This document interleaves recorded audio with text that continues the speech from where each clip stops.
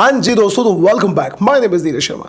आप इस वीडियो को कहां से देख रहे हैं, आपका नाम और आपके शहर का नाम वीडियो के कमेंट बॉक्स में जरूर बताइएगा। अगली वीडियो में मैं आपका नाम जरूर दूंगा। चैनल को सब्सक्राइब कर लीजिए और अब सीधा बात कर लेते हैं आज के इस केस के बारे में, जिसे सुनकर आपके होश पूरी तरह से उड़ जाएंगे।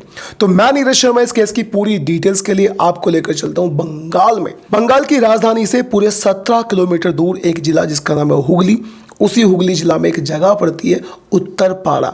उसी उत्तरपाड़ा में कौन नगर नाम की एक जगह में एक परिवार रहा करता था। परिवार में पंकज शर्मा नाम का व्यक्ति मेन था। उसकी पत्नी का नाम था शांति शर्मा।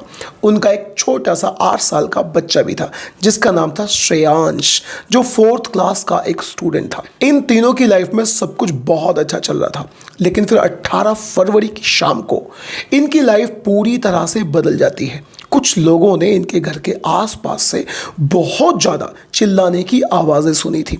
जब लोग चिल्लाने की आवाज़ सुनकर इनके घर की तरफ जाते हैं तो उनके होश उड़ जाते हैं, क्योंकि वो देखते हैं कि उनके सामने इस घर का बच्चा श्रेयांश, उम्र 8 साल, 4th क्लास का जो स्टूडेंट था, उसकी लाश पड़ी हुई थी। पंकज का और उसकी पत्नी का रो रो कर बुरा हाल था। जब आजू बाजू के लोगों ने देखा तो वो देखकर परेशान हो गए, हैरत में पड़ गए, क्योंकि श्रेयांश के हाथों की नसों को काटा हुआ था, उसके चेहरे को कुचला हुआ था और शरीर के और भी कई सारे पार्ट्स पर चाकू से वार किए हुए थे। पड़ोसियों की समझ में कुछ भी नहीं आ रहा था। अब बहुत जल्दी करके पुलिस वालों को इन्फॉर्म किया जाता है। पुलिस वाले मौके वारदात पर पहुंच भी जाते हैं। अब पुलिस वाले सबसे पहला जो काम करते हैं वो था श्रेयांश की बॉडी को पोस्टमार्टम के लिए भिजवा देना। पुलिस वालों ने श्रेयांश की बॉडी को पोस्टमार्टम के लिए भिजवा दिया। उसे भिजवाने के बाद अब बात थी कि इस केस में इन्वेस्टिगेशन कैसे की जाए। सबसे पहला जो पुलिस वाले काम करते हैं वो होता है पड़ोसियों से बातचीत करना। पंकज शर्मा के घर में कुत्ता भी था। अब पुलिस वाले पड़ोसियों से बातचीत करते हैं, उनसे पूछते हैं कि क्या तुम्हें इस कुत्ते के रोने की आवाज सुनाई दी। पड़ोसी सीधा मना कर देते हैं कि उन्होंने कुत्ते की आवाज़ को नहीं सुना। और भी कई सारे पड़ोसियों से पूछा जाता है कि क्या तुमने किसी को इस घर के अंदर आते जाते देखा था या इसमें हल्ला गुल्ले की कोई किसी भी तरह की आवाज़ सुनी थी। तो पड़ोसी सीधा मना कर देते हैं कि हमें कुछ भी नहीं पता। अब पुलिस वालों की समझ में नहीं आ रहा था कि केस को सुलझाएं तो कैसे सुलझाएं। श्रेयांश की हत्या किसने करी है, इस बात का अंदाज़ा कैसे लगाया जाए। शांति शर्मा और पंकज शर्मा से बातचीत की जाती है। उनको भी कुछ भी नहीं पता था और ना ही उन्हें किसी भी अंदाज का कोई शक था। अब पुलिस वाले पता लगाने के लिए सबसे पहले घर की ही आजू बाजू की कंडीशन को देखना शुरू कर देते हैं। पुलिस वालों को नजर आता है कि पूरे घर के अंदर एक भी चीज को हाथ नहीं लगाया गया। यानी अगर कोई इंसान लूट के पर्पज से आता और तब श्रेयांश को मारकर जाता तो कम से कम घर में से किसी सामान को लूट कर लेकर जाता, लेकिन घर का हर सामान पूरी तरह से सुरक्षित था। पुलिस वालों की समझ में यह आ गया कि इसका मतलब जो व्यक्ति आया था जिसने हत्या करी है वो लुटेरा तो किसी भी हालत में नहीं था। अब पुलिस वालों को पता यह लगाना था कि आने वाला जिस व्यक्ति ने हत्या करी है वो इन लोगों के जानने पहचानने वाला था या फिर वो इंसान कोई अजनबी था। अब पुलिस वालों को आइडिया लगता है कि पड़ोसियों ने सीधा मना कर दिया कि उन्होंने कुत्ते के भौंकने की आवाज़ नहीं सुनी, जिसका सीधा आइडिया ये लगाया जा सकता है कि घर में आने वाला कोई भी इंसान ज़बरदस्ती नहीं घुसाता। किसी भी ज़बरदस्ती या अजनबी इंसान को देखकर कुत्ता जरूर भौंकता।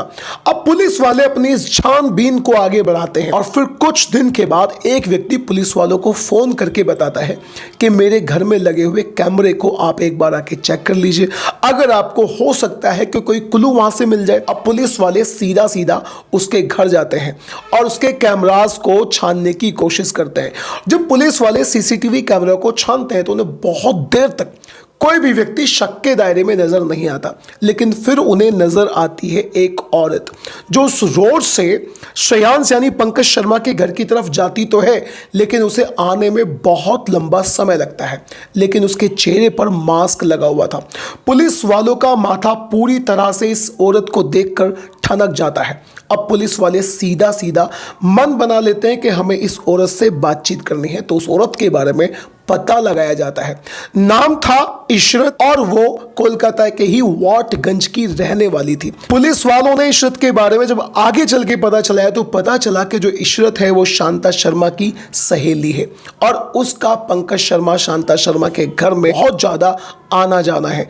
दोनों में बहुत गहरी दोस्ती है जो पिछले काफी सालों से चली आ रही है। अब पुलिस वालों ने कुछ भी ना करके सीधा सीधा मन बना लिया कि हमें इशरत से बातचीत करनी है।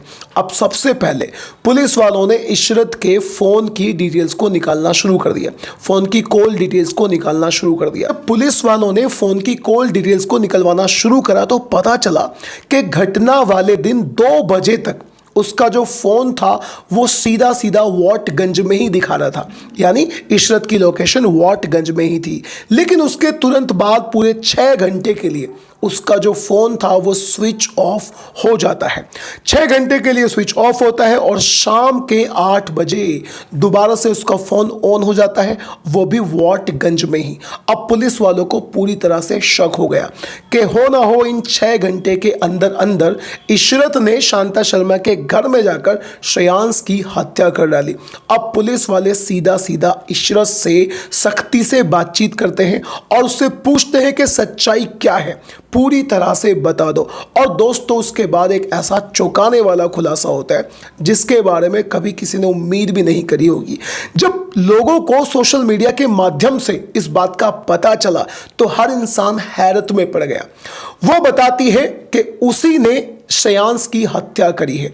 अब पुलिस वाले चौंक जाते हैं और वो इशरत से पूछते हैं कि हत्या करी है तो फिर तुमने हत्या क्यों करी है। उसके बाद वो एक ऐसा खुलासा करती है जिस पर किसी को यकीन करना पूरी तरह से नामुमकिन था। वो बताती है कि श्रेयांश की मां शांता शर्मा और उसके बीच में एक संबंध है, वो एक समलैंगिक संबंध है। वो दोनों एक दूसरे से बहुत ज़्यादा प्यार किया करती थी और यह संबंध उनकी शादी से पहले ही चला आ रहा था, यानी शांता शर्मा की शादी से पहले भी इशरत के और इन दोनों के बीच में संपर्क था, समलैंगिक रिलेशनशिप था, दोनों एक दूसरे के साथ सेक्स किया करते थे। लेकिन इस बात से सीधे तौर पर श्रेयांश की मौत का तो कोई भी खुलासा नहीं होता।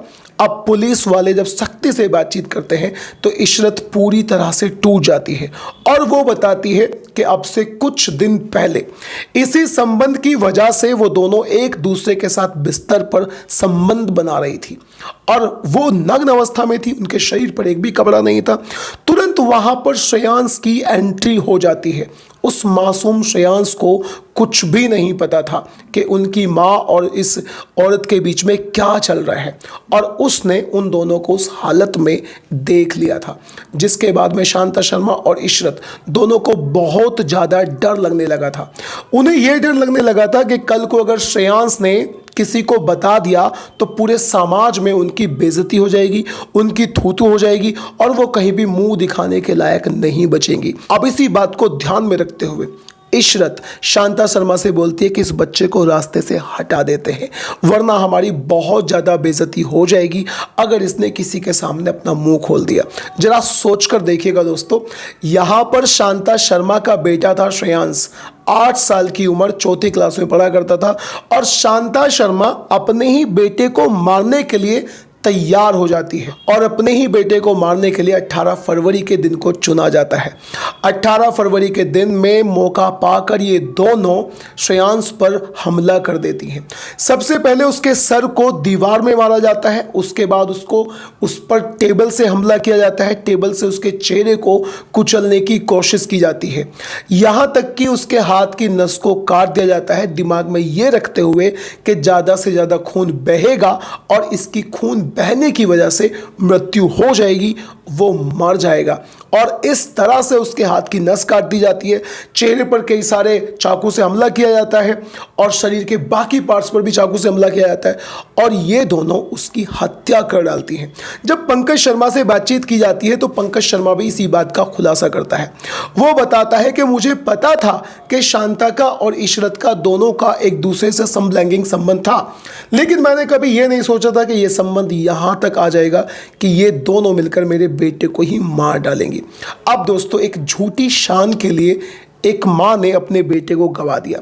अब वो मां और उसकी सहेली, जो दोनों एक दूसरे के साथ सहेली थी, एक दूसरे से प्यार किया करती थी, उसी प्यार की वजह से उन्होंने अपने बेटे को मार डाला। अब उनका जेल में सड़ना तय है।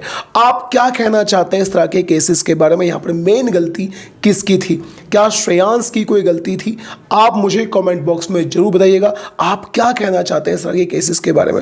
और अगर आपको क्राइम स्टोरी सुनना अच्छा लगता है then do subscribe to this channel.